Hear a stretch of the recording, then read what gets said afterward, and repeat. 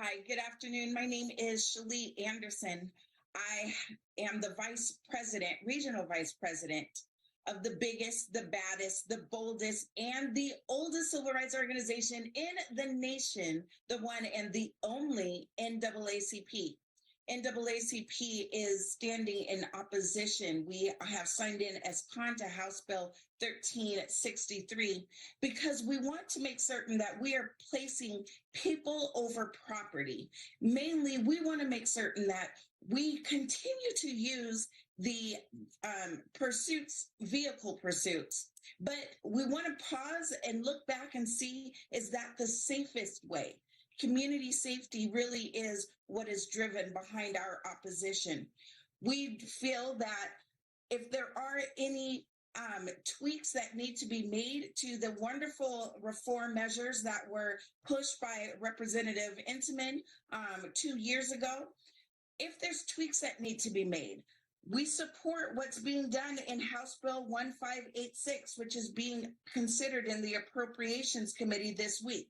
That would give the tools that are needed to bring law enforcement as well as the community together to properly study the impact of our pursuit policies. In order to really build power from the roots up, we want to make certain that we're capturing the voices of both community as well as law enforcement. NAACP is here to work with you all to answer any questions and moving this forward responsibly. Thank you. Thank you. Thank you, Chair and members of the committee. My name is Samuel Martin, and I'm the lobbyist with Washington for Black Lives, a Black-led coalition of community-based organizations, nonprofits, and faith communities across Washington state with the intention of investing in Black and Brown communities. We're here in opposition to House Bill 1363. In 2016, Kenneth Williams Jr. was in a high-speed pursuit with the police in the West Seattle area. During this high-speed pursuit, Kenneth collided with Devin Francis, a 21-year-old who also lived in that neighborhood. Kenneth and Devin died that day because of a stolen car.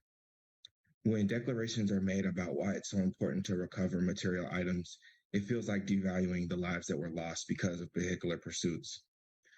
Kenneth was my little cousin, and he was 16 years old, and he had no opportunity to redeem himself from the mistake that he made, and he had no opportunity to even answer for his crime.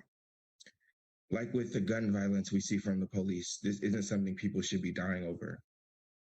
In 2021, the legislature passed House Bill 1054, which imposes restrictions on law enforcement and how they engage in pursuits. You've heard today quite a bit of debate around what we need to do to move forward with this work. We are also in support of House Bill 1586, which allows us to do a study and to kind of find out more about this information. But we don't want to continue to see people losing their lives, and we want to continue to see more information about the work that's going on. Thank you. Thank you, Mr. Brown. Thank you. Thank you, Chair and members of the committee.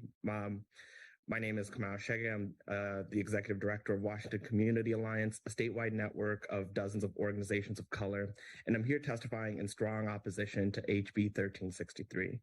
I've heard some of the supporters say that this bill is really about local control because different communities are different across the state. But it's worth reflecting on who exactly is at the table in those local communities if this bill were to pass. Most of us know that it's police unions, it's the most fervent homeownership associations and their activists. It's not working parents and everyday people. Our membership organizations work every day in communities that are already over-policed, and because of redlining, have less safe transportation infrastructure, making them most vulnerable to a police chase that goes wrong. And I know from my personal experience, growing up in Northeast Tacoma, when police did their chases, it was on the roads where we waited for the bus.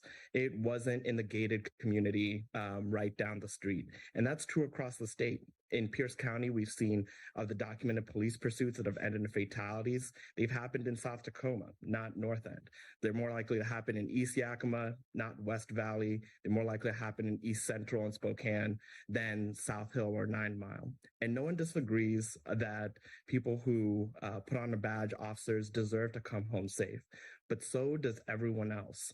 And what we do know nationally from emergency vehicles that do have to travel at high speeds in emergencies is that police in 2020 had crashes in 139 cases, while ambulances, firefighters, were in 14 cases, each led to a crash nationwide. It's important for us to have statewide standards and not loosen them before we know the effects of this law.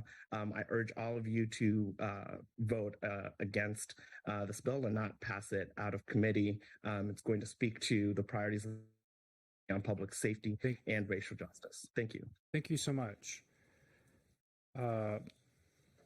So Nicole Weber, is Nicole present? Okay, so I believe that concludes the testimony. I'm looking to staff.